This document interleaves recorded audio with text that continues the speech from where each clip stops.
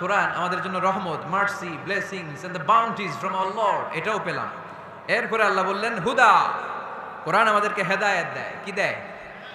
কোরআনে সব কিছু আছে। কোরআনে ইতিহাসের কথা আছে, তাই বলে কি এটা ইতিহাসের বই? কোরআনে সমাজ বিজ্ঞানের কথা আছে, তাই বলে এটা সমাজ বিজ্ঞানের বই? কোরআনে নবীদের অনেক মজার মজার গল্প আছে, তাই বলে এটা কি গল্পের বই? কোরআনে বিজ্ঞানেরও কথা আছে, তাই বলে কি এটা বিজ্ঞানের বই? না, এটা হেদায়েতের বই। এটা কিসের বই? The Holi Quran Leeds the way, পথ দেখায়।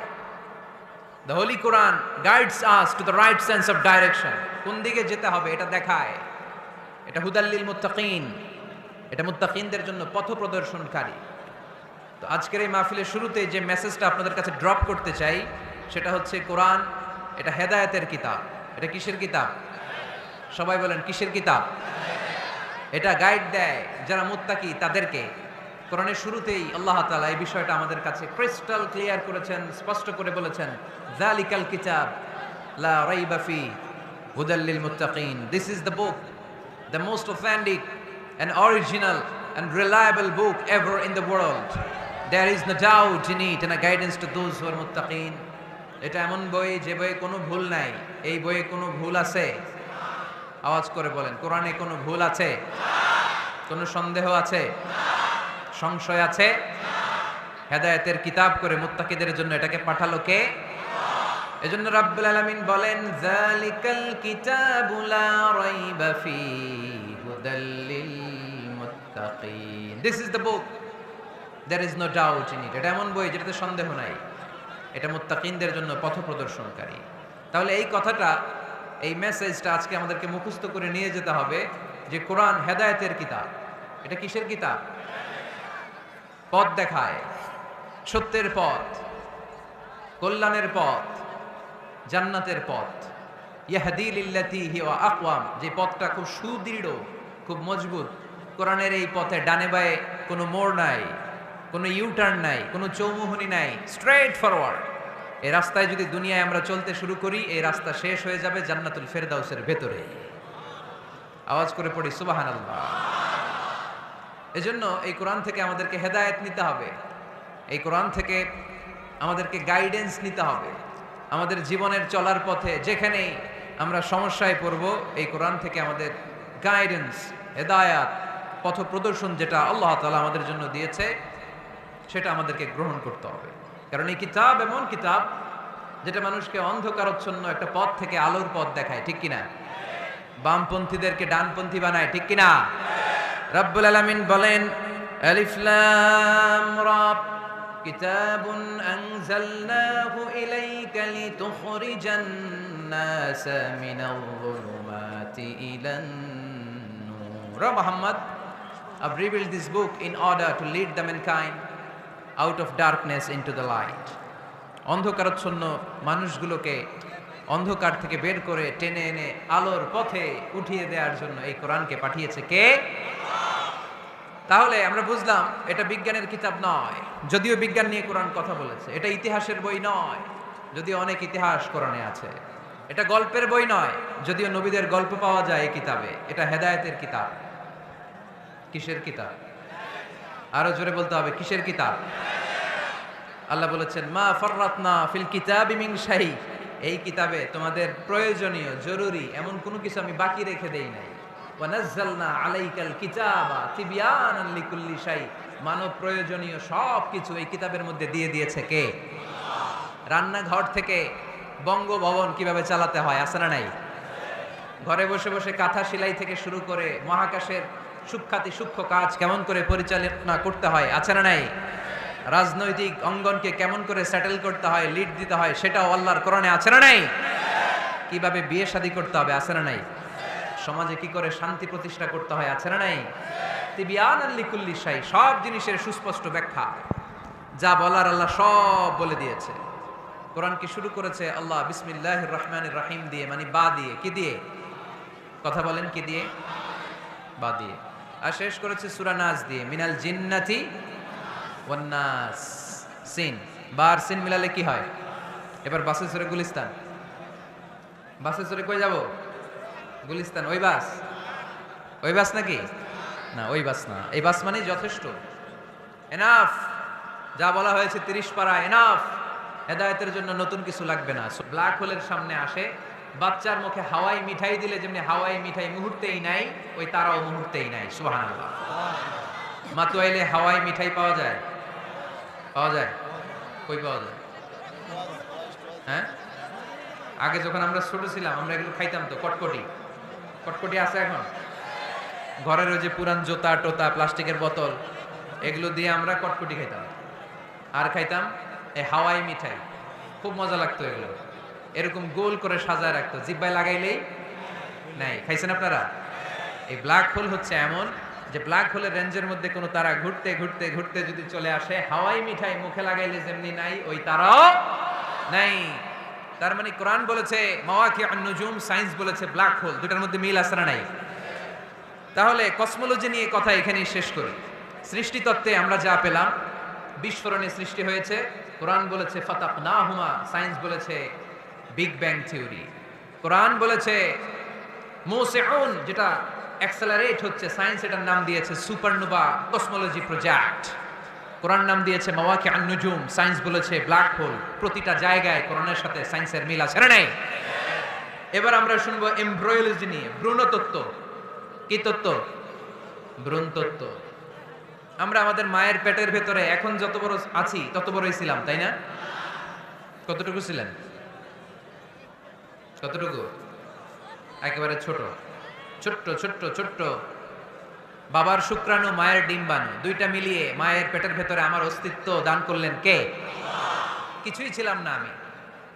সায়েন্স 1977-এ হাম এন্ড লিয়েন হুক নামে দুইজন সায়েন্টিস্ট অণুবীক্ষণ যন্ত্র দিয়ে ওরা খুঁজে পেয়েছে যে শুক্রাণুর ভেতরে, স্পার্মের ভেতরে প্রাণের অস্তিত্ব আছে। কিন্তু ১৫০০ বছর আগে এর ভেতরে যে প্রাণ আছে সেটার ঘোষণা কোরআনে দিয়ে দিয়েছে কে? ওভাম এন্ড স্পার্ম, দুইটা মিলে হয় জাইগোট। তারপর জাইগোট থেকে হয় এমব্রিও, ভ্রূণ। আমি, আপনি, আমরা সবাই ছিলাম ছোট্ট একটা ভ্রূণ, ব্যাঙগাছির মতো। বর্ষাকালে মাতুয়াইলে খালে বিলে ব্যাঙের পোনা পাওয়া যায় না? দেখতে মাছের বাচ্চার মতো, তাই না? ছোট বাচ্চারা মনে করে মাছের পোনা, বাড়িতে ধরে নিয়ে আস, মারাকে মা পোনা লয়ে আইছি, মাই দেখে দেখ কোনি আছে না নাই? আসলে কি এটা মাছ? এটা কি ব্যাঙের পোনা? তো আমরা, আমি আপনি প্রত্যেকে আমরা ব্যাঙের পোনার মতো ছিলাম, রক্তচোষা জোকের মতো ছিলাম, মায়ের জরায়ুর দেয়ালের মধ্যে লেগেছিলাম। তারপরে আল্লাহ তাআলা আমাদেরকে বড় করতে আরম্ভ করলেন। স্পার্ম ড্রপ থেকে আমরা হলাম ব্লাড ক্লট, রক্তপিণ্ড। সেখান থেকে আমরা হলাম মুদগা, নুতফা, আলাকা, মুদগা, 3 স্টেজ। প্রতি 40 দিন পর পর আমার সাইজ বাড়তে লাগলো। সায়েন্স এটা স্বীকার করেছে যে প্রত্যেক 40 দিন পর বাচ্চার একটা নোটিসেবল ডেভেলপমেন্ট ঘটে। আল্লাহ রাসূল সাল্লাল্লাহু আলাইহি ওয়াসাল্লাম বলেছেন ইন্না খালকাকুম ইউজমাউ ফি বাতনি উম্মিহি 40 ইয়াওমা, প্রতি 40 দিন পর তোমার মায়ের পেটের ভেতরে তোমার সাইজ একটু বড় করা হয়। চিল্লায় পড়ি আল্লাহু আকবার।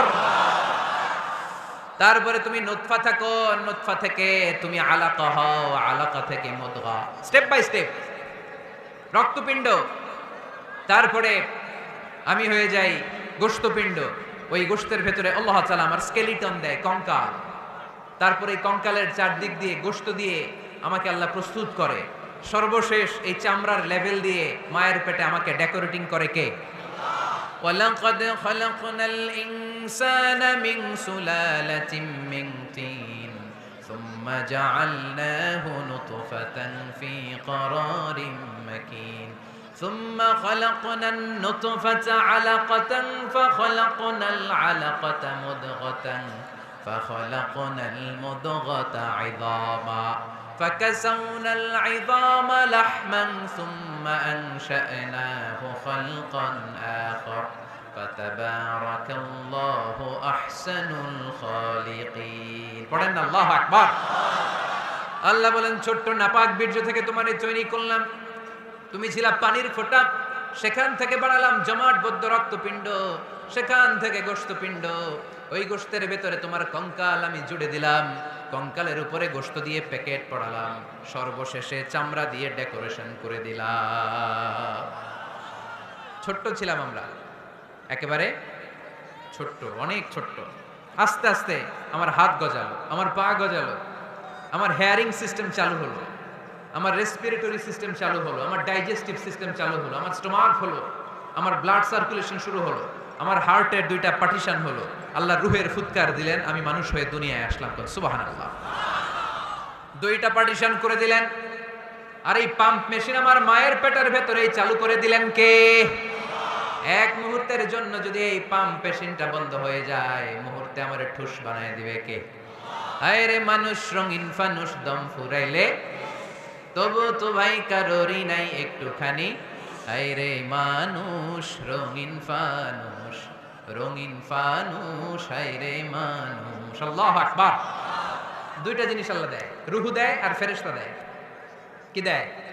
রুহু দেয় আর ফেরেশতা দেয়। মানুষ যখন মরে যায় দুইটাই চলে যায়, রুহুটাও চলে যায়, ফেরেশতাও চলে যায়, ঠিক কিনা? আমাদের কাঁধে ফেরেশতা আছে না নাই? দুই কান্দে ছিল যে তোমারে দুইজনা পাহারা, তোমারে একলা থুইয়া পালাইছে তাহারা। তোমার আট কুঠুরি নয় দরজা বন্ধ এবার হলো রে, হলো মুখে আল্লাহ রসুল সবে বলো, ও মুখে আল্লাহ রসুল সবে বলো। দুয়ারে আইসাছে পালকি নায়রি গাও তো হলো রে, তোলো মুখে আল্লাহ রসুল সবে বলো, ঠিক কিনা? রুহুর ফুৎকার যখন মায়ের পেটে দিলেন, হার্টবিট চালু হয়ে গেল, অলিন্দ নিলয়। বাংলায় কি বলে? ইংরেজিতে সিস্টলিক অ্যান্ড ডায়াস্টলিক। ধপ ধপ ধপ করে আমার এই হার্টের পার্টিশন থেকে ধপ ধপ করে আমি যে পৃথিবীতে এসেছি এটা জানান দিল কে? এই প্রক্রিয়ায় আল্লাহ আমারে বানালেন। এই যে এতগুলো মাস মায়ের পেটের ভেতরে ছিলাম, পৃথিবীর কেউ আমারে খাবার দিতে পারছে? চিকিৎসা করতে পারছে? যেই কবিরাজ আমারে খাবার দিলেন, অক্সিজেন দিলেন, ওই কবিরাজের নাম কি? আল্লাহ। 7 মাস আল্লাহ বললেন ফি যুলুমাতিন সালাস, 3টা প্যাকেটের ভিতরে তুমি ছিলা। কোরআন বলে কয়টা প্যাকেট? জোরে বলেন, সবাই বলেন কয়টা? কোরআনের ভাষ্য মতে 3টা প্যাকেট। মডার্ন সায়েন্সও তাই বলেছে, 3টা প্যাকেট। প্রথম প্যাকেটের নাম প্লাসেন্টা, ইংরেজিতে বলে প্লাসেন্টা। এটা হচ্ছে ফুল। বাচ্চা বেরোয়ার কিছুক্ষণ পরে মায়ের জরায়ের ওখান থেকে একটা ফুল বেরিয়ে আসে, এইটার প্যাকেটে ছিলাম। প্যাকেট বানাইছিল কে? 2 নম্বর প্যাকেটের নাম ওম, মায়ের জরায়ু, জরায়ুর প্যাকেটের ভিতরে ছিলাম। 3 নম্বর হচ্ছে আমার মায়ের পেট, আর বেলি, এই পেটের প্যাকেট। 3টা প্যাকেটের ভিতরে ফি করারিম মাকিন, গোপনতম প্রকোষ্ঠে আমাকে মায়ের পেটের ভেতর থেকে পৃথিবীতে বের করে দিল কে? কত ক্ষুদ্র ছিলাম, সেখানে আমি বিজয়ী হয়েছি, ঠিক কিনা? এই যে লাভ তারা প্রমাণ করেছে যে অণুবীক্ষণ যন্ত্র দিয়ে তারা দেখেছে 1 ফোঁটা বীর্যের ভেতরে 20 কোটি শুক্রাণু যদি না থাকে, তাহলে ওই ফোঁটা শুক্রাণু থেকে মায়ের গর্ভে কোনো সন্তান জন্মলাভ করে না। কয় কোটি? আমি ওই 20 কোটি শুক্রাণুর একটা, আপনি ওই 20 কোটি শুক্রাণুর একটা, ঠিক কিনা? তার মানে মহা একটা যুদ্ধ হয়েছিল তখন ডিম্বাণুর ভেতরে আঘাত করার জন্য। সেই যুদ্ধে 19,99,99,999 শুক্রাণুকে পেছনে ফেলে ওই খেলায় চ্যাম্পিয়ন হয়েছিলাম আমি। চিল্লায় বলেন ঠিক কিনা? ওই দিন মায়ের পেটে যে আমার অস্তিত্বের জানান আমি দিয়েছিলাম, তখন আমার হাত ছিল নাকি? পা ছিল? দাদা ছিল? দাদি ছিল? টাকা ছিল? ব্যাংক ব্যালেন্স ছিল? কিছুই ছিল না। তখন আমি বিজয়ী হয়েছি। তখনও যখন আমি বিজয় লাভ করতে পেরেছি, এই দুনিয়ার বুকে এসেও আমাদের বিজয় কেউ ঠেকায় রাখতে পারবে না। চিল্লায় বলেন ঠিক কিনা? আমরা বিজয় করতে এসেছি, যাই করব আমরা ভালোভাবে করব, এটা ইসলামের শিক্ষা, ঠিক কিনা? কাজ ছোট হোক বড় হোক, ভালো করলে সওয়াব আছে না নাই? যে কোনো কাজ করো না ভাই, যে কোনো কাজ করো, তা যেন হয় সবার চেয়ে সবচেয়ে সুন্দর। যে কোনো কাজ করো না ভাই, যে কোনো কাজ করো, তা যেন হয় সবার চেয়ে সবচেয়ে সুন্দর। হোক না সেটা পড়ালেখা, রঙের ভাষায় ছবি আঁকা, হোক না সেটা সামান্য কাজ কিংবা মহত্তর, তা যেন হয় সবার চেয়ে সবচেয়ে সুন্দর। আলহামদুলিল্লাহ পড়ে। কাজ ছোট হোক কিংবা বড় হোক, ওটা ভালো করে করতে বলছে কে? ভালো করে করলে ওই কাজে বরকত দিবে কে? কাজে কোনো লজ্জা আছে? শ্রমে কোনো লজ্জা আছে? চাকরি ব্যবসায় কোনো লজ্জা আছে? লজ্জা অলসতায়। লজ্জা কিসে? মাতোয়াইলের ছেলেরা মনে থাকবে? কাজে লজ্জা পাওয়া যাবে। Never under estimate any job. Big or small, ছোট হোক বড় হোক, কোনো চাকরিকে নাক ছিটকানো যাবে না, কাজ করে বেঁচে থাকতে হবে, এটাই ইসলামের শিক্ষা, ঠিক কিনা? তাহলে এই এমব্রায়োলজির এই সংক্ষিপ্ত পরিসরের যে আলোচনা, এটাতে আমরা বুঝলাম সায়েন্স যা বলেছে তার সবটুকুন কোরআনের সাথে মিল আছে না নাই? কোনো অমিল আছে? যদি কোনো অমিল তারা খুঁজে পায়, দে হ্যাভ টু ওয়েট। সায়েন্সের কি করতে হবে? অপেক্ষা করতে হবে, কারণ শুরুতে যা বলেছে এটা মনে রাখতে হবে কিন্তু, কারণ সায়েন্সের মূল থিওরি, সায়েন্সের কোনো থিওরি ফাইনাল না, আর কোরআনের মূল থিওরি, কোরআন যাই বলেছে তার সবটাই ফাইনাল। চিল্লায় বলো ঠিক কিনা? এবার দেখি হিউম্যান অ্যানাটমি নিয়ে কোরআন আমাদেরকে কি শুনিয়েছে। কোরআন আমাদেরকে শুনিয়েছে যে আমাদের দেহের প্রতিটা অঙ্গের ব্লু প্রিন্ট আল্লাহর কাছে আমাদের যে আমলনামা সেখানে আছে না নাই? আয়াহসাবুল ইনসানু আল্লান নাজমা'a 'ইযামা বালা কাদিরিনা আলা আন নুসাউমিয়া বানানা। কোরআন আমাদেরকে বলল, রাব্বুল আলামিন ইরশাদ করেছেন, মানুষ কি মনে করেছে নাকি কিয়ামতের দিন তাকে জমিন থেকে উঠাতে আমি আল্লাহর কষ্ট হয়ে যাবে? না না, শুধু তাকে উঠানোটাই আমার জন্য ব্যাপার না, তাকে তো আমি উঠাবো তার হাতের আঙ্গুলের ফিঙ্গারপ্রিন্ট গুলো সহ উঠাবো। সুবহানাল্লাহ। নুসাউইয়া বানানা, বানান মানে আঙ্গুলের এই টিপ, এটার ইংরেজিতে কি বলে? টিপ বা প্রিন্ট, ফিঙ্গার টিপ বা ফিঙ্গারপ্রিন্ট। যারা সিগনেচার করতে জানে না তারা কি দেয়? টিপসই দেয় কি দেয় না? 1880 সালের আগে মানুষ জানতোই না এখানে যে টিপ আছে একটা, আমার এই আঙ্গুলের ফিঙ্গারপ্রিন্টের সাথে এইটা মিলে না, এটার সাথে এটা মিলে না, এটার সাথে এটা না, এটার সাথে এটা না, এটার সাথে আবার এটা মিলে না, হাতের গুলার সাথে আবার পায়ের গুলা মিলে না। 1880 সালে ফ্রান্সের একজন সায়েন্টিস্ট নাম ফ্রান্সিস গালটন, উনি আবিষ্কার করেছেন যে মানুষের হাতে রেখা আছে, এটাকে বলে ফিঙ্গারপ্রিন্ট। একটা রেখার সাথে আরেকটা রেখার কোনো মিল নাই। আবার পায়ের যে রেখা, এটাকে আবার ফিঙ্গারপ্রিন্ট বলে না, ওটার বলে ফুটপ্রিন্ট। ওটার কি বলে? শ্রীলঙ্কায় একটা পাহাড় আছে, তো ওরা বলে ওইখানে আদম আলাইহিস সালামের ফুটপ্রিন্ট আছে, পায়ের ছাপ। এটা সত্যি কি মিথ্যা আমরা জানি না, ইতিহাসে পাওয়া যায়। তবে সত্য যে তথ্যটা আমরা জানি, কাবা ঘরের পাশে সাইয়েদনা ইব্রাহিম আলাইহিস সালামের ফুটপ্রিন্ট সংরক্ষণ করে রেখেছেন কে? ওয়াত্তাখিযু মিন মাকামি ইব্রাহিম মুসাল্লা। সাইয়েদনা ইব্রাহিম ওই পাথরের উপর দাঁড়িয়ে কাবা ঘর নির্মাণ করতেন। যতটুকু উঠা লাগতো এসকালেটরের মতো, লিফটের মতো উপরে উঠে যেত, আবার নিচে নামার দরকার হলে মুহূর্তের মধ্যে এসকালেটরের মতো ওই পাথরটা নিচে নেমে যেত। চিল্লায় পড়ি সুবহানাল্লাহ। আবার প্রাণীদের সংখ্যা শনাক্তকরণের জন্য এই ফুটপ্রিন্ট লাগে। যেমন সুন্দরবনে বা অ্যামাজন জঙ্গলে বাঘ কয়টা আছে গুনতে হবে, বাঘ শুমারি হয়, আমাদের হয় আদমশুমারি। আমাদের কি হয়? আর আমাদের সুন্দরবনে কি হয়? বাঘ শুমারি। তো বাঘ গুনবে কিভাবে? কাছে যে এমনি গুনবে, বাঘ মামা 1, বাঘ মামা 2, বাঘ মামা 3, আর বাঘ আপনারা ছেড়ে দিবে নাকি? এমনি গনে? ওখানে আসলে বাঘ মামার কাছে যাওয়া যায় না, তাহলে খবর আছে। ওখানে বাঘের পায়ের ছাপ দেখে বাঘ শুমারি হয়, কারণ একটা বাঘের পায়ের ছাপের সাথে আরেকটা বাঘের পায়ের ছাপের কোনো মিল না। কারিগরটার নাম কি? ফ্রান্সিস গ্যালটন 1880 সালে আবিষ্কার করলেন যে একটার সাথে আরেকটার মিল নেই। 1880 সালের আগে পৃথিবীর কেউই জানতো না এই জায়গায় এই কারিশমা আছে। কেউ জানতো? কিন্তু 1400 বছর আগে কোরআনের মধ্যে বলে দিয়েছে কে? আয়াহসাবুল ইনসানু আল্লান নাজমা'a 'ইযামা বালা কাদিরিনা আলা আন নুসাউইয়া বানানা। মানুষ কি মনে করেছে নাকি মানুষ মরে যাবে, হাড়গোড় পচে যাবে, তারে আমি উঠাতে পারবো না, আর তোরে তো আমি উঠাবোই, তোর ফিঙ্গারপ্রিন্ট সহকারে উঠাইয়া দেব। এখন সব জায়গায় এটা লাগে। সিম যারা কিনতে যান, সিম, গ্রামীণের সিম কিনতে গেলে লাগে না? এটাকে বলে বায়োমেট্রিক অথেন্টিকেশন। সিম কিনতে লাগে, ইমিগ্রেশন পাস করবেন, ফিঙ্গারপ্রিন্ট লাগে, এম্বাসিতে লাগে, ব্যক্তি শনাক্তকরণের জন্য। কিরে ভাই, এই পিছন থেকে ধাক্কা দিচ্ছ তোমরা এখনো না? আর আসবো না তাহলে, মাত্র এলে আমি আসবো না। এরকম দেখলে তার বাংলাদেশই আসবো না। এরকম প্রতিদিন কষ্ট দিলে আমাদের পক্ষে সম্ভব না। প্লিজ এরকম করো না। তোমাদেরকে কোরআনের জন্য ভালোবাসি। একটু দাঁড়াও, কয়েক মিনিটের মধ্যে আমি শেষ করে দিচ্ছি। তাহলে ফিঙ্গারপ্রিন্টের ব্যাপারে সায়েন্স যা বলেছে আর কোরআন যা বলেছে কোনো অমিল আছে? নাই। এরপর আল্লাহ যে উঠাবেন, মিনহা খালাকনাকুম ওয়া ফিহা নুঈদুকুম ওয়া মিনহা নুখরিজুকুম তারাতান উখরা। মাটি থেকে বানালাম, মাটি থেকে তোমাদেরকে তৈরি করলাম, মাটির কবরে তোমাদেরকে শুইয়ে দিলাম, আবার মাটির কবর থেকে হাসরের মাঠে আমাদেরকে তুলে ফেলবেন কে? এখন এই যে মাটির ভেতরে আমরা রইলাম, মাটির ঘরে আমরা থাকলাম, পচে গেলাম, মরে গেলাম, কিভাবে উঠাবে? আল্লাহ রাসূল সাল্লাল্লাহু আলাইহি ওয়াসাল্লাম বললেন কিভাবে তোমাদেরকে উঠাবে শোনো, মজার ঘটনা, খেয়াল করে শোনেন। আল্লাহ রাসূল সাল্লাল্লাহু আলাইহি ওয়াসাল্লাম বললেন, সহিহ মুসলিমের বর্ণনা, ইন্না ফিল জাসাদি আযমান লা তাআকুলুহুল আরদু আবাদান ওয়া মিনহু ইউরাক্কাবুল খালকু কুল্লুহু ইয়াউমাল কিয়ামা। আল্লাহ রাসূল বললেন, নিশ্চয়ই প্রত্যেক মানুষের, প্রত্যেক প্রাণীর দেহের মধ্যে একটা ছোট হাড় আছে। কি আছে? হাড় বা হাড্ডি।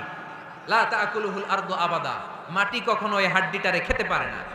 অমিনহু ইউরাক্কাবুল খালকু কুল্লুহু ইয়াউমাল কিয়ামা, কিয়ামতের দিন ওই হাড্ডিকে বেসিক ধরে সবগুলো মানুষকে দাঁড় করায় দিবে কে?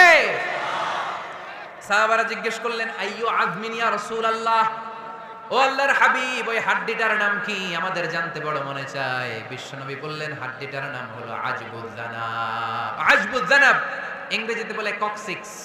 ইংরেজিতে কি বলে? ডাক্তার হবা কে কে? হাত তোলো। ডাক্তার হতে চাও দেখি কে কে? মাতোয়েলের ছেলেরা এদিকে ডাক্তার নাই, তোমরা পুলিশের লাঠি চার্জ বাহিনীতে যোগ দিও। যে ধাক্কাধাক্কি শিখছো তোমরা, তোমরা পুলিশের লাঠি চার্জের একটা উইং থাকে না, ওইখানে চাকরি নিয়ে কোপায় ফেলবা একেবারে পিটায়, যেই ধাক্কাধাক্কি করতেছো কোরআনের মাহফিলে। তাহলে ডাক্তার হবা কারা কারা দেখি? মাশাআল্লাহ, মাশাআল্লাহ। আল্লাহ তোমাদেরকে বড় ডাক্তার হওয়ার তৌফিক দান করুক। হাত নামাও। আজকে বাসায় যে লিখবা কক্সিক্স, এই কক্সিক্স এটাকে আরবিতে বলে, সহিহ মুসলিম শরীফের হাদিস, আজবুজ জানাব। আমাদের যে শির দ্বারা আছে না নাই, এটারে বলে মেরুদণ্ড, ডাক্তারি ভাষায় স্পাইনাল কর্ড। এই স্পাইনাল কর্ডের একেবারে নিচে ট্রায়াঙ্গেল, ত্রিভুজ আকৃতির তিন কোণার একটা ছোট্ট হাড্ডি আছে। কয় কোণা? তিন কোণা। এটা প্রাণীরও আছে, আমাদেরও আছে। হিন্দুরা যখন শ্মশানে মানুষ পোড়ায়, গোশত, হাড্ডি, রক্ত সব পুড়ে যায়, কিন্তু ওই ট্রায়াঙ্গেল কক্সিক্স পুড়ে না। আমাদেরকে কবরস্থানে যখন শুইয়ে দেওয়া হয়, আমাদের হাত পা মাটিতে খেয়ে ফেলে, সব জীর্ণ শীর্ণ হয়ে যায়, পচে যায়, গলে যায়, কিন্তু শিরদাঁড়ার নিচে ট্রায়াঙ্গেল, ত্রিভুজ আকৃতির যে হাড্ডির কণা, যেটার নাম কক্সিক্স, ওইটা কখনো পচে? কিয়ামতের দিন ওই কক্সিক্স থেকে ওইটাকে বেসিক অফ দ্য বেসিক ধরে আমাদেরকে উঠায় দিবে কে? এজন্য আল্লাহ বললেন, মিনহা খালাকনাকুম ওয়া ফিহা নুঈদুকুম ওয়া মিনহা নুখরিজুকুম তারাতান উখরা। মাটি থেকে বানালাম, মাটির কবরে শুইয়ে দিলাম, আবার মাটির কবর থেকে তোমাদেরকে দাঁড় করাবে কে? তাহলে আজবুজ জানাব কোরআনের ভাষা, হাদিসের ভাষা, বিজ্ঞানের ভাষা হচ্ছে কক্সিক্স। মিল আছে না নাই? চিল্লায় বলতে হবে, মিল আছে না নাই? কি কষ্ট হচ্ছে আপনাদের? আরো 2-1 মিনিট শুনবেন? শুনবেন? শুনবেন? তাহলে তাকবীর পড়েন, লিল্লাহে তাকবীর, লিল্লাহে তাকবীর, লিল্লাহে তাকবীর। তাহলে হিউম্যান অ্যানাটমি নিয়ে আমরা সায়েন্সের ভাষ্য আর কোরআনের ভাষ্য যা শুনেছি, মিল আছে না নাই? এবার আমরা ফিজিক্স নিয়ে শুনবো। ফিজিক্স মানে কি? পদার্থবিদ্যা। পদার্থের অনেক গুরুত্বপূর্ণ একটা এলিমেন্ট হচ্ছে লোহা। লোহা চিনি আমরা। এই মাইকে লোহা আছে না নাই?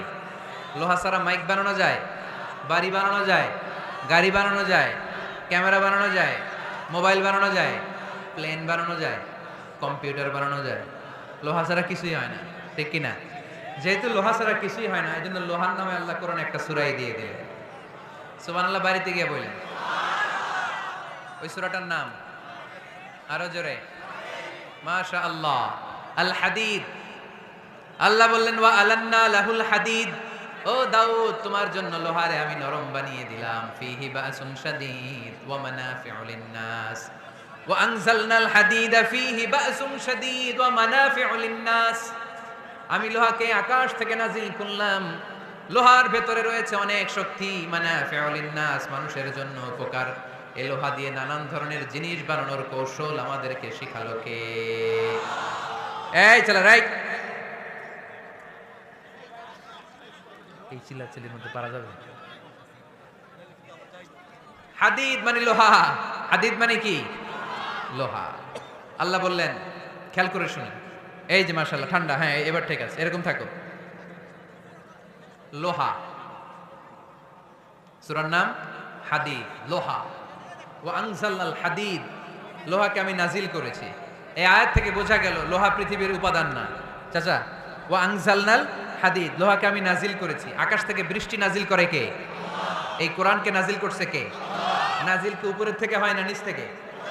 তার মানে ওয়া আনজালনাল হাদিদ, লোহাকেও আল্লাহ এইভাবে নাজিল করছে। কোরআন যেমনি উপর থেকে নিচে, ফ্রম আপ টু ডাউন, বৃষ্টি যেমনি উপর থেকে নিচে, তেমনি লোহাকেও উপর থেকে নিচে নাজিল করেছে কে? কোরআনের এই আয়াত থেকে বোঝা যায় লোহা পৃথিবীর উপাদান নয়, লোহা নিশ্চয়ই বাইরে থেকে এসেছে। সায়েন্স বর্তমান সময়ে এটাই বলছে, চিল্লায় কোন সুবহানাল্লাহ। সায়েন্স বলছে লোহার একটা মলিকিউল তৈরি করতে যে টেম্পারেচার বা তাপ লাগে, এটা পৃথিবী তো দূরের কথা, সূর্যের ভেতরেও নাই। 1 কোটি ডিগ্রি সেলসিয়াসের তাপমাত্রা ছাড়া লোহার কোনো অণু পৃথিবীতে তৈরি হওয়া সম্ভব না। চিল্লায় বলো ঠিক কিনা? এত বেশি তাপমাত্রা, সৌরজগতের সব গ্রহ নক্ষত্রের তাপমাত্রা একসাথে মিলালেও চলবে না। তার মানে কোরআন যা বলেছে আর সায়েন্স যা বলেছে মিল আছে না নাই? এরপরে কোরআন পাহাড়ের ব্যাপারে বলেছে, ওয়াজআলনাল জিবালা আওতাদা, আমি পাহাড়গুলোরে পেরেকের মতো জমিনে ঢুকিয়ে দিয়েছি। সুবহানাল্লাহ। তাহলে পাহাড়কে আল্লাহ তাআলা পেরেকের সাথে তুলনা করলেন। কিসের সাথে? পেরেক চিনেন? সবাই চিনেন? মাতোয়াইলে আছে পেরেক? কি করে পেরেক দিয়ে? কাঠের ভিতরে ঢুকে না, দেয়ালে ঢুকে। তাহলে আল্লাহ পাহাড়গুলোরে বললেন পেরেক। আচ্ছা, পেরেক যখন আমরা কাঠের ভিতরে ঢুকাই, পুরো পেরেকটা কাঠের ভিতরে ঢুকে যায়, উপরে শুধু কি থাকে? মাথাটা থাকে, ঠিক কিনা? তার মানে আমরা যে পাহাড় দেখতে পাচ্ছি এটা পাহাড়ের মাথা। পুরো পেরেক যেমনি কাঠের ভিতরে, পুরো পাহাড়টা আছে মাটির ভিতরে। চিল্লায় পড়ি আল্লাহু আকবার। জমিনে আমরা দৃশ্যমান এই পৃথিবীতে খালি চোখে যে পাহাড় দেখতে পাই, এটা আসল পাহাড় না, এটা পাহাড়ের মাথা। যেমনি পেরেক যখন কাঠের ভিতরে ঢুকে দেয়, পুরো পেরেকটা কাঠের ভিতরে ঢুকে যায় কি যায় না? পেরেক নিয়ে যখন আমি হাতুড়ি দিয়ে মারলাম, পুরো পেরেকটা কই যায়? কাঠের ভিতরে, যায় না?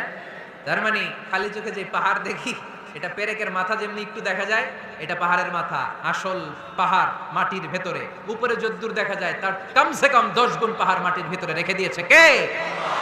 এজন্য আল্লাহ উপমাটা, মেটাফরিকটা এইভাবে দিলেন, ওয়াজআলনাল জিবালা আওতাদা, এই পাহাড়কে, মাউন্ট এভারেস্টকে, আলাস্কা পর্বতমালাকে, আল্পস পর্বতমালাকে, এই গারো পাহাড়কে, এই কেওক্রাডাঙ্গার তাজিংডং বিজয়কে আমি পাহাড়ের মতো জমিনের মধ্যে গেড়ে দিয়েছে। চিল্লায় পড়বো সুবহানাল্লাহ। আবার আল্লাহ বললেন, ওয়া মিনাল জিবালি জুদাদুম বীদুন ওয়া হুমরুম মুখতালিফুন আলওয়ানুহা ওয়া গরাবিবু সুদ। পাহাড়ের মধ্যে কোন পাহাড় আমি বানিয়েছি ধবধবে শুভ্র সাদা, কোন পাহাড় আমি বানিয়েছি রক্তিম লাল, কোন পাহাড় আমি বানিয়েছি কুচকুচে কালো। 3 কালারের পাহাড়। কয় কালারের? মৌলিকভাবে ধবধবে শুভ্র সাদা পাহাড়, অথবা রক্তিম লাল পাহাড়, অথবা কুচকুচে কালো পাহাড়।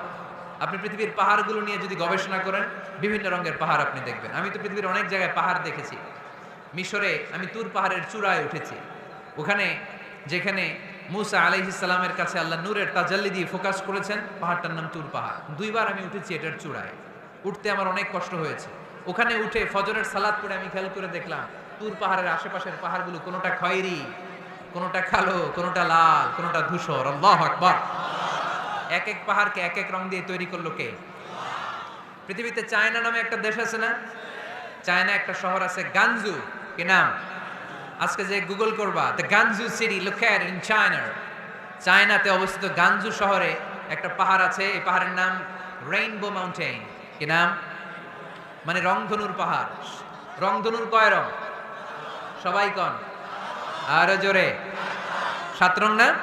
আমরা ছোটবেলায় মুখস্থ করতাম, বেনিয়া সহকলা, বেনিয়া সহকলা। এই 7 রঙের পাহাড় ওখানে দেখা যায়। এক জায়গায় 7 রঙের পাহাড়। সুবহানাল্লাহ কইতে পারলেন না? মজা করে বানালো কে? সুনানে তিরমিজি আর মুস্তাদরাকে হাকিম, মুসনাদে আহমদ ইবনে হাম্বলের হাদিস।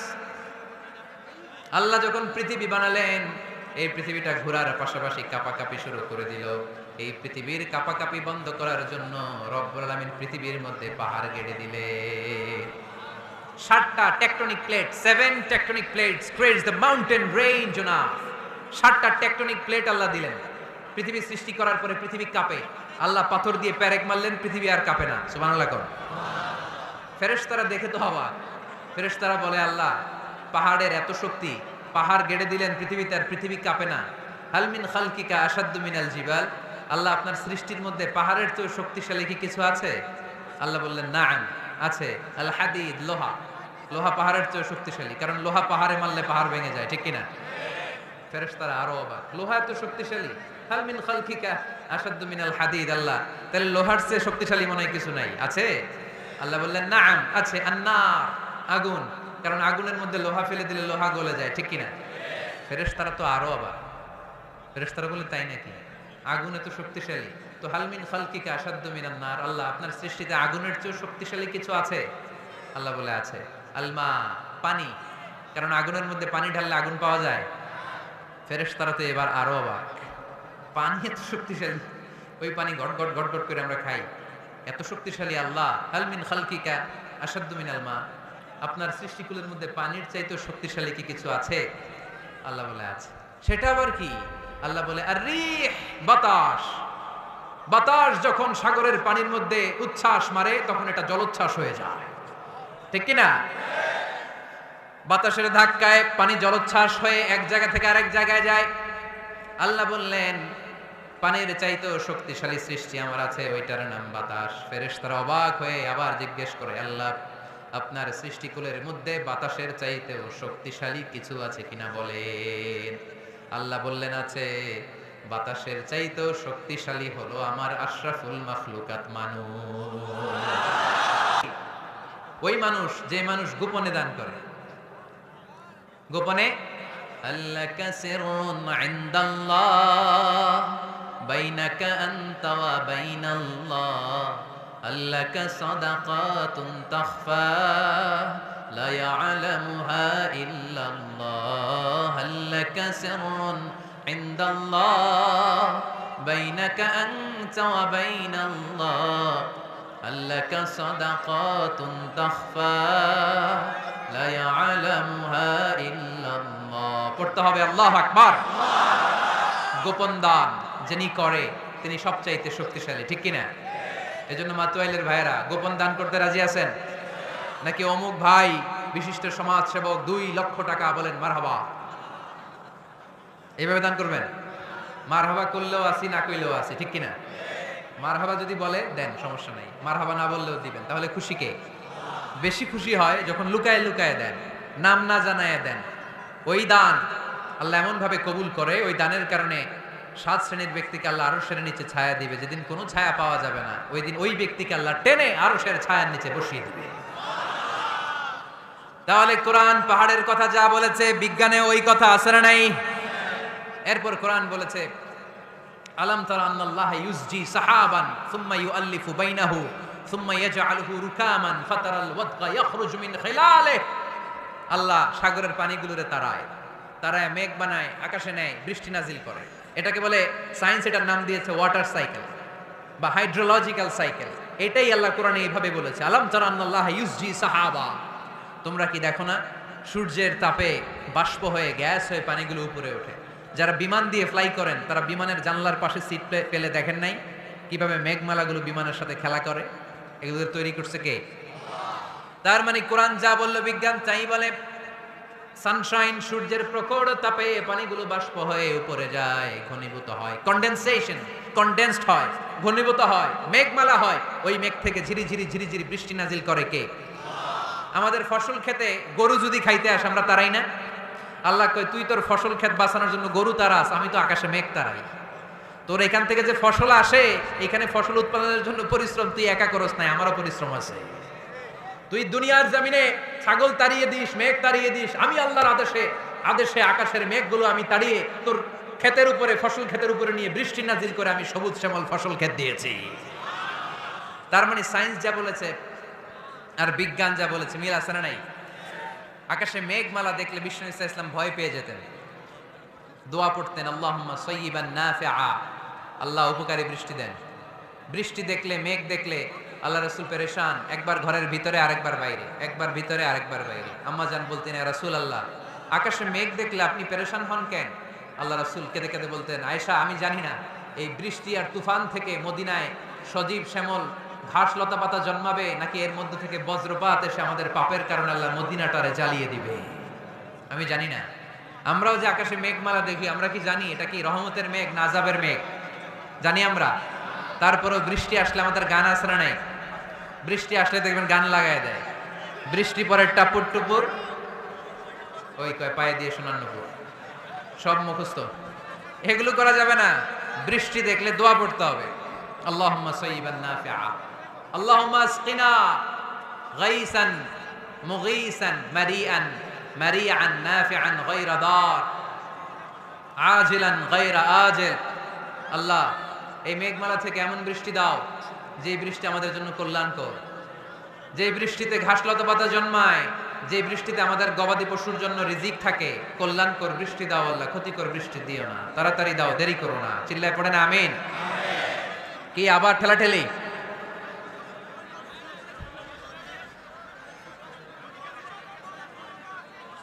মোনাজাত করে দেই না?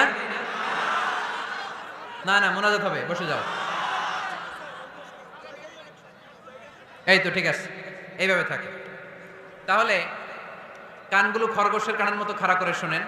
আল্লাহর হাবিব বললেন, মুস্তাদরাকে হাকিমের হাদিস, সিনতান লা তুরাদ্দান, দুই দোয়া আল্লাহ কখনো ফিরিয়ে দেন না। কয় দোয়া? এক হচ্ছে ইনদান নিদা, আজানের পরে যে দোয়াটা করা হয়, আজান আর একামতের মাঝখানে দোয়া, আজানের সময় দোয়া, এই দোয়া আল্লাহ ফিরিয়ে দেয়, একটা গেল। দুই নাম্বার হচ্ছে তাহতাল মাতর, বৃষ্টির নিচে দাঁড়িয়ে দোয়া করলে ওই দোয়া কবুল করে কে? আর আমরা বৃষ্টির নিচে দাঁড়িয়ে আঁকা বাঁকা মেঠো পথে কোন রূপসী হেঁটে যায়, আছে না নাই? বৃষ্টি আসলে আমরা ভাবুক হয়ে যাই, দরজা জানলা বন্ধ করে দিয়ে অনেকে গান বাজনা ছেড়ে দেয়, হিন্দি গান লাগায় দেয়। এই 16ই ডিসেম্বরেও দেখলাম কিছু কপাল পোড়া বাংলা দেশাত্মবোধক গানের পরে হিন্দি গান লাগাই দিচ্ছে। কত বড় ডাকাই! কোথায় কি করতে হবে ওইটাও জানে না। তো জন্য বৃষ্টি নাজিল হলে আমরা যেন আল্লাহর কাছে দোয়া করি।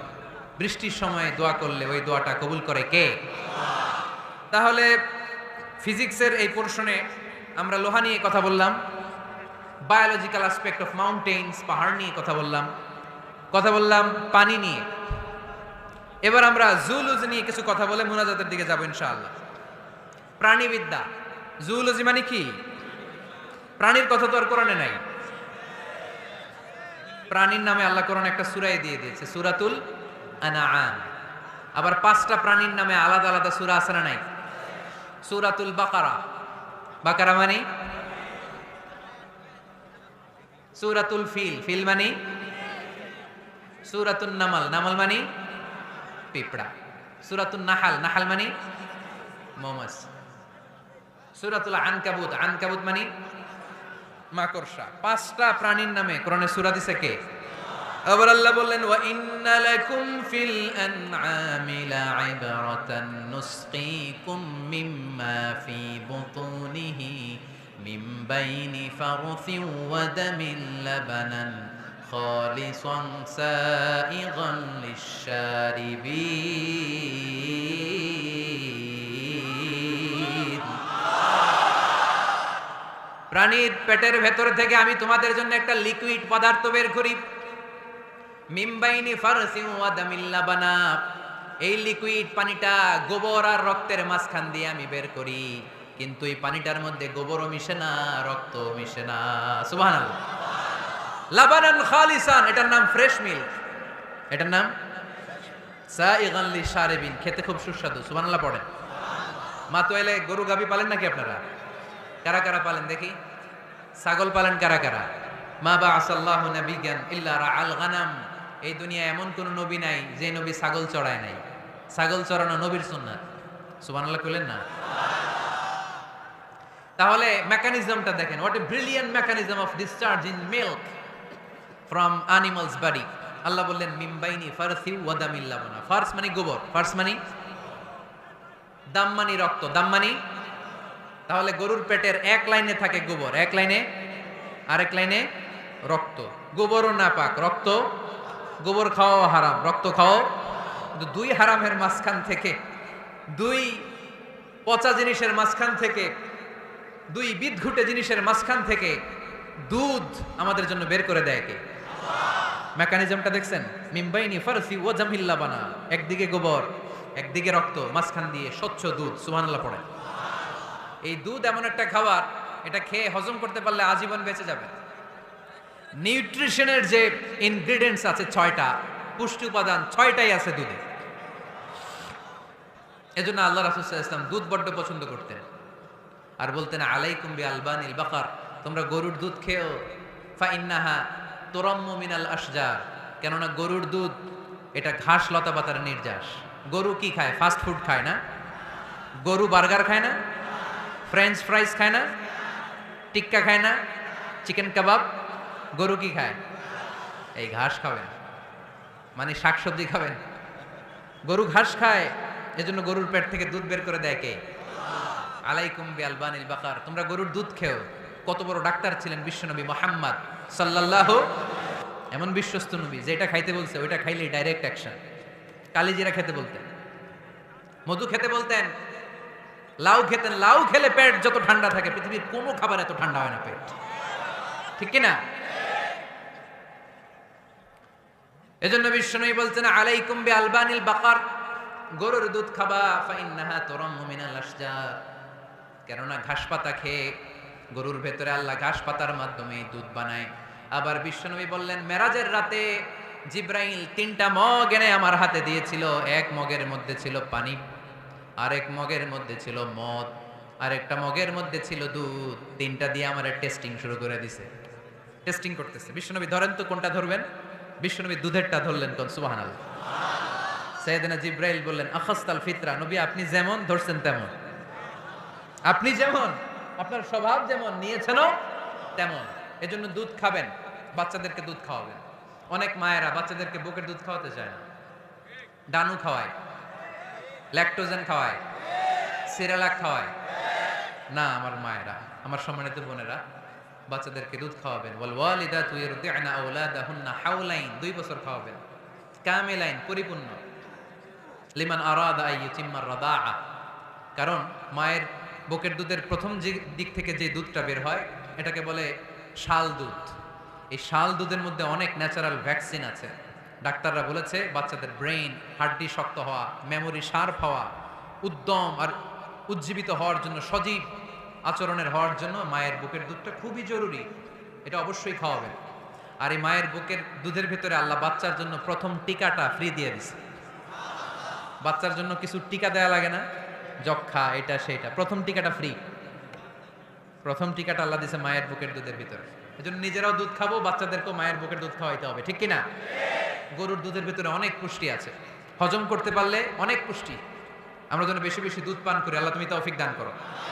তাহলে দুধের এই কথা কোরআনে যা আছে, সায়েন্স তাই বলছে। কোরআন বলছে ১,৫০০ বছর আগে, সায়েন্স এখন খালি ঘোষণা দিতেছে বাচ্চাদের দুধ খাওয়ান, গরুর দুধ খান, এটাতে উপকার আছে। তার মানে এই প্রাণীকুলের ব্যাপারে প্রাণীবিদ্যার যে তথ্য, কোরআন আর বিজ্ঞান মিল আছে না নাই? এরপরে কোরআন বলেছে মধু খাও।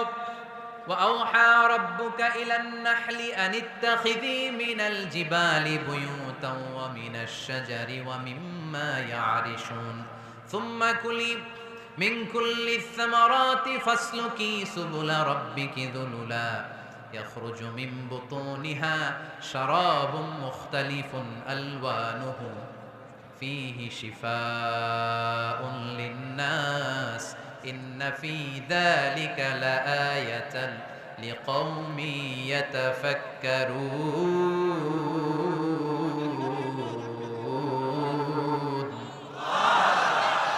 لقوم يتفكرون চিন্তাশীলদের জন্য এই মধুর মধ্যে আল্লাহ চিন্তা রেখে দিয়েছেন। আওহা রাব্বুকা ইলান নাহল, আল্লাহ মধুরে মেসেজ পাঠাইছে। আমরা মোবাইলে কি পাঠাই? এই মেসেজ আমার মোবাইলে আসে, আমার বন্ধু আমারে পাঠাইলে আরেক জায়গায় যায়, শুধু আমিই জানবো। মৌমাছির আল্লাহ যেটা পাঠাইছে এটা মৌমাছি বুঝতে পেরেছে। আনিত্তাখিদি, আল্লাহ অর্ডার করার সময় নারী মৌমাছিকে বলেছে, এটা মুয়ান্নাসের সিগা। আপনারা যারা আরবি জানেন, আলেম ওলামা ইকরাম যারা এসেছেন তারা জানেন ইত্তাখিদ এটা মুযাক্কার, পুরুষের জন্য। ইত্তাখিদি মুয়ান্নাস, নারীদের জন্য। আল্লাহ মৌমাছিকে যখন বলেছেন মৌচাকের বাসা বাঁধো, তখন আল্লাহ পুরুষ মৌমাছিরে বলে নাই, বলছে নারী মৌমাছিকে। কোন মৌমাছিকে? কার্ল ভন ফ্রেশ নামে একজন অস্ট্রিয়ান বিজ্ঞানী, এই সায়েন্টিস্ট গবেষণা করে দেখেছে মৌচাকের বাসার মধ্যে পুরো মৌমাছির সব কার্যক্রমের প্রধান যে থাকে এটা পুরুষ মৌমাছি না, এটা নারী মৌমাছি। সুবহানাল্লাহ, এত আসতে। অস্ট্রিয়ান এই সায়েন্টিস্ট একটা বই লিখেছে, দ্য ডান্সিং বিজ, কিভাবে ফাসলুকি সুবুলা রব্বিকি যুলুলা। এইখানে মৌচাক আর মধু আনতে যায় 5 মাইল দূরে, এরপরে আবার এই রাস্তাটা চিনে মৌমাছি যা আসে ওরে রাস্তা চিনায় দেয় কে? আল্লাহ সিক্রেট মেসেজ দিয়ে বললেন ইত্তাখিদি, ঘর বানাও। আওহা রাব্বুকা ইলান নাহলি আন ইত্তাখিদি বাইতা, উপরে ঘর বানাও, মিনাল জিবালি বুয়ুতা, পাহাড়ে বানাও, গাছের মগ ডালে বানাও, যাতে পোলাপানরা ঢিল মারতে না পারে। কাছাকাছি নিচু জায়গায় মৌচাকের বাসা হইলে পোলাপানরা কি করে? মধু খাওয়ার জন্য ঢিল মারে না? আল্লাহ দেখেন কিভাবে সিক্রেট মেসেজ দিল যে নিচে তুমি তোমার মৌচাকটা করো না, উপরে বানাও। আর আমার দেখা পথ অনুযায়ী তুমি মধু নিয়ে আসো। এটাকে বলে ফ্লাওয়ার নেক্টার, পুষ্পরস। মধু এত ভালো কেন? এর কারণ মৌমাছি যখন পুষ্পরস বা ফ্লাওয়ার নেক্টার সে নিয়ে আসে, সে ফলের রস আনে, সে ফুলের রস আনে, সে বনাজি গাছ থেকে আনে, ঔষধি গাছ থেকে আনে, হার্বাল ট্রি থেকে আনে। এজন্য মধুর চেয়ে ঔষধি গুণ সম্পন্ন কোন ন্যাচারাল লিকুইড পানীয় পৃথিবীতে আবিষ্কার হয় না। চিল্লায় এখন সুবহানাল্লাহ। ফাসলুকি সুবুলা রাব্বিকি যুলুলা, এগোতে থাকো, তারপরে মধুগুলোকে নিয়ে বাসার মধ্যে রাখো। এই আয়াত থেকে প্রমাণ হয় পুষ্পরস সংগ্রহ করে মধু এটাকে খেয়ে ফেলে, এমন না মুখ দিয়ে এনে মৌচাকে রেখে দেয়, না, এটা খেয়ে ফেলে। খেয়ে পেটের ভেতরে একটা চেম্বার আছে, আলাদা একটা চেম্বার, ওইখানে এনজাইম দিয়ে এটাকে সমৃদ্ধ করে। তারপর একটা টিউব আছে এটার পেছনে, এই টিউব দিয়ে মৌচাকের ভেতরে মধুকে পৌঁছে দেয় আমাদের জন্য। কোন সুবহানাল্লাহ। এই অস্ট্রিয়ান সায়েন্টিস্ট উনি গবেষণা কইরা অপারেশন করে মৌমাছি কেটে দেখতে পেল মৌমাছির পেটের ভিতরে একটা পাকস্থলী না আমাদের মতো, ওর পেটের ভিতরে আল্লাহ 2টা পাকস্থলী দিয়েছে। একটা তার নিজের খাবারের পাকস্থলী, আর একটা আমাদের জন্য যে মধু এনে এটাকে এনজাইম লিকুইড দিয়ে সমৃদ্ধ করবে, ওইটার জন্য আরেকটা পাকস্থলী। চিল্লায় পড়তে হবে আল্লাহু আকবার। এজন্য মধু খেতে রাজি আছেন তো? বিষ্ণু ঈসা ইসলাম ফ্রেশ মধু খেতেন, দুর্গন্ধযুক্ত মধু বিশ্বনবী সাল্লাল্লাহু আলাইহি সাল্লাম কখনো খেতেন না। আর বিষ্ণু ঈসা ইসলাম বলতেন আলাইকুম বিশিফাইন, তোমরা 2টা শিফা নাও। কোরআনে এই মেসেজটা খেয়াল রাখবেন, কোরআনে কালামুল্লাহ মাজিদে 2টা বিষয়ের ক্ষেত্রে আল্লাহ শিফা শব্দ যোগ করেছেন। এক হচ্ছে স্বয়ং কোরআনের ক্ষেত্রে আল্লাহ বলেছেন এটাতে আছে শিফা, আর মধুর ক্ষেত্রে বলেছেন মধুতে দিয়েছি আমি শিফা। এজন্য বেশি বেশি মধু খাওয়ার দরকার আছে না নেই? কত ধরনের মধু যে পৃথিবীতে পাওয়া যায়, ব্ল্যাক হানি, হোয়াইট হানি, ক্রিমড হানি, অর্গানিক হানি, এগুলো খুঁজে খুঁজে খাবেন। আজকে মধু খাইছেন কে কে? দেখি হাত তোলেন। মাশাআল্লাহ, আমিও খেয়ে আসছি আপনাদের সাথে। প্রতিদিন মধু খাইতে হবে শীতকালে। আজকে শীত পড়ছে না অনেক? মধু খেয়ে যদি আপনি কাজ শুরু করে দেন, শীত বাবাজি আপনার কাছে আসতে পারবেন। বিষ্ণু ঈসা ইসলাম মধু খেতে আমাদেরকে উৎসাহিত করেছেন। তার মানে এমন বিশ্বস্ত নবী আমার, যেটা খেতে বলেছেন এটা খেলে আমাদেরকে সুস্বাস্থ্য দান করবে কে? তার মানে প্রাণীবিদ্যায় আমরা কোরআন থেকে যে তথ্য পেয়েছি, এই তথ্যের সাথে বিজ্ঞানের তথ্যের মিল আছে না নাই? কোনো অমিল আছে? কিন্তু বিজ্ঞান যদি কোনো অমিল খুঁজে পাওয়া যায়, বিজ্ঞানী বাবাজিদের কি করতে হবে?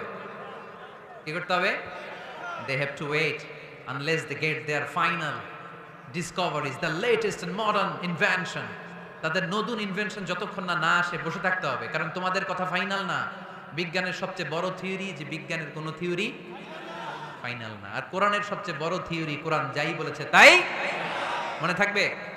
এজন্য আজকের এই সংক্ষিপ্ত আলোচনা থেকে আমরা বুঝতে পারলাম যে বিজ্ঞান আর কোরআনে কোনো অমিল নেই, আছে শুধু মিল। আমরা আজকে কসমোলজি নিয়ে শুনেছি, মানে সৃষ্টি তত্ত্ব, কিভাবে সৃষ্টি হলো মহাবিশ্ব। এমব্রয়োলজি নিয়ে শুনেছি, কিভাবে আমরা তৈরি হয়েছি, ভ্রূণ তত্ত্ব, হিউম্যান অ্যানাটমি, আমার দেহের নাট বল্টু কোথায় কি আছে। শুনেছি ফিজিক্স নিয়ে।